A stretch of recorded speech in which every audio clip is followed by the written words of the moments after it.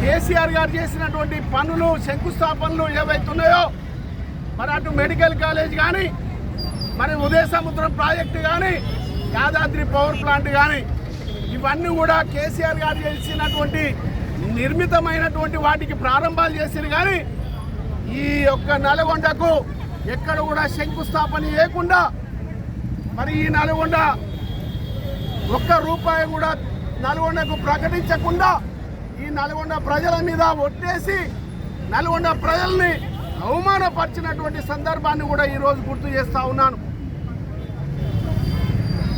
గొప్ప మంత్రిని గొప్ప వ్యక్తిని అని కోమటిరెడ్డి వెంకరెడ్డి చెప్పుకున్నటువంటి మనిషివి మరి మన ముఖ్యమంత్రి గారు వస్తే ఒక్క రూపాయ ఏమన్నా ప్రకటింపజేసినవా? అదే కేసీఆర్ గారి నాయకత్వంలో ఈ నల్గొండకు 1350 కోట్ల రూపాయలు ఓన్లీ నల్గొండ పట్టణానికి